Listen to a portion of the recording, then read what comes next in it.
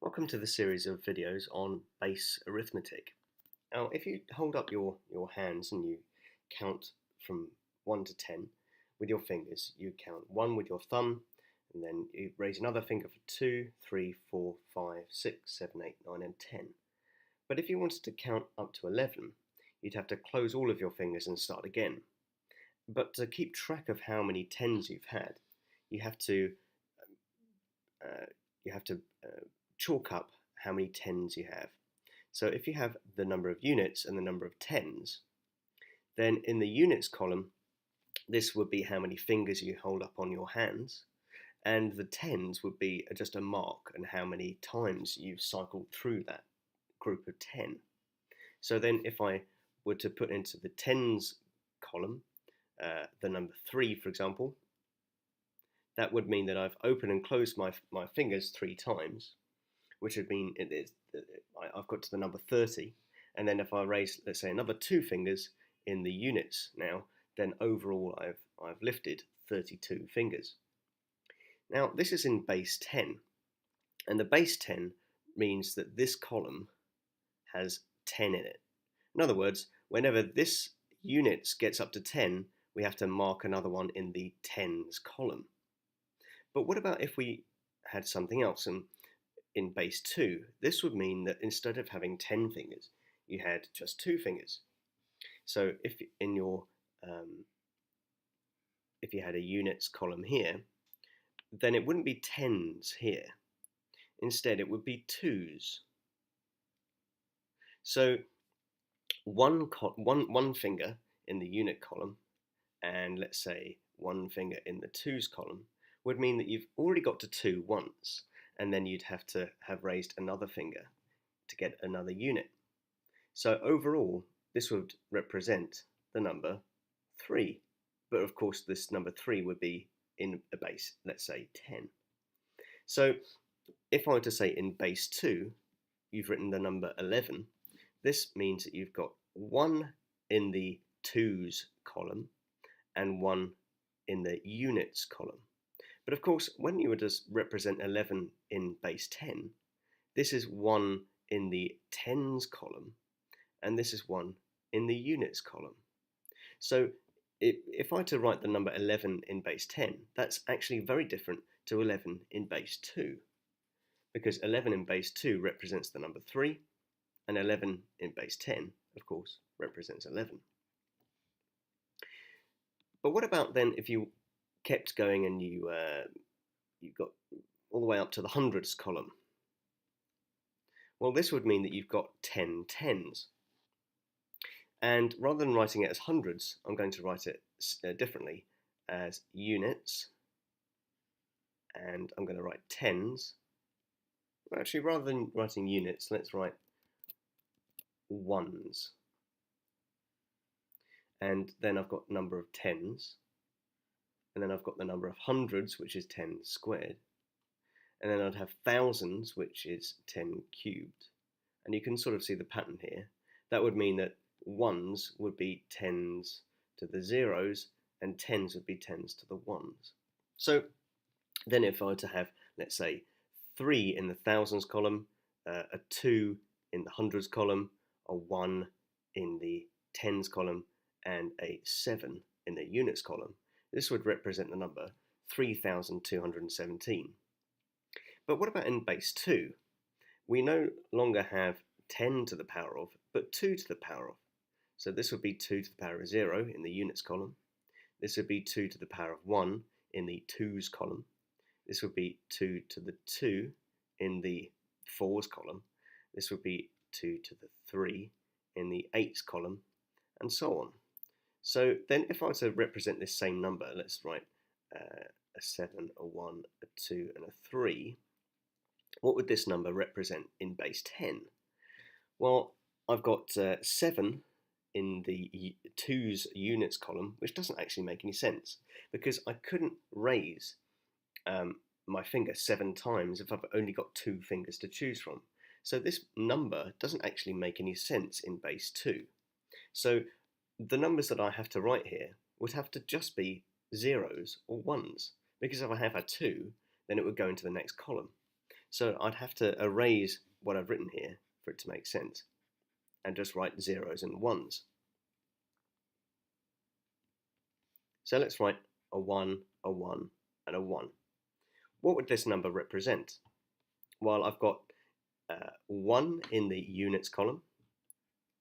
I've got 2 in the twos column. I've got 4 in the fours column. And I've got 8 in the eights column.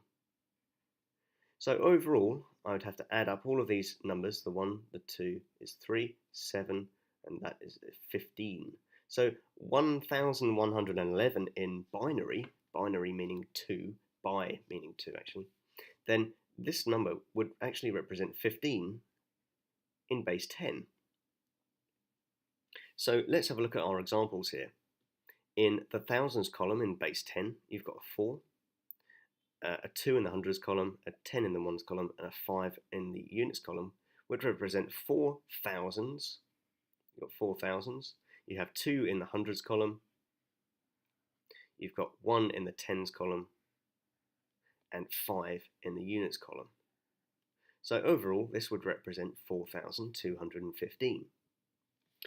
What about now in base 2? I have 1 in the 64 column, 0 in the 32 column, 0 in the 16, and so on. Well, this would actually just represent the number 64 in base 10. Well, what about if I put 1001,001? This would be 1 in the 64s column, 1 in the 8s column, and 1 in the 1s column. And by adding these together in base 10, you get 73. But of course, in base 2, you'd write it as 1 million. Oh no, this is 10 million actually, isn't it? Let's count backwards. Oh no, 1 million. 1,001,001 actually represents the number 73 in base 10. So let's have a look at some examples to see if we can make this clearer. We have to convert the following binary numbers into base 10. So 1 in the hundreds column is no longer hundreds in binary, it's 2 to the power of 2. The tens column in base 10 is actually 2 to the power of 1 in the binary column, and here is units. So if you have 1 in each of these, this would represent a 4, this would represent a 2, and this would represent a 1. And so we'd have to add these together to get 7. And this would be equivalent. 111 in binary is equivalent to 7 in base 10. Well, what about 101? Again, if we write our columns out, this is 2 to the power of 2, 2 to the power of 1, and 2 to the power of 0. So we have 1 here, 0 here, and 1 here. Overall, we have 4 plus 0 plus 1. So this would represent the number 5. Finally, we have 1, 2, 3, 4, 5, 6, 7, which would actually go up all the way to the power of 6. So we have 2 to the 5, 2 to the 4, 2 to the 3, 2 to the 3, 2 to the 2, 2 to the 1, running out of space here, and 2 to the 0. So this would be 1, actually let's count backwards, it's going to be 0, 1, 1, 0, 0, 1, 1. Correct, so I've got the right number of columns. So 2 to the power of 6 plus 2 to the power of 5 and so on would be 64 plus 32 plus 4 plus 2. And this is 102 in base 10. Before I move on, I must remember to box all of my answers. In example 2, we have to convert the following base 10 numbers into binary. So then the number 3 would be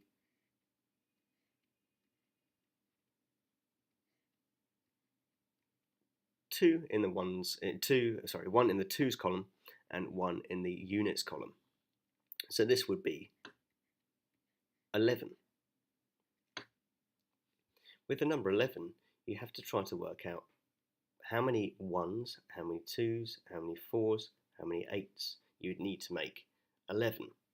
So if we started with 8, then that would give you a remainder of 3 to work with.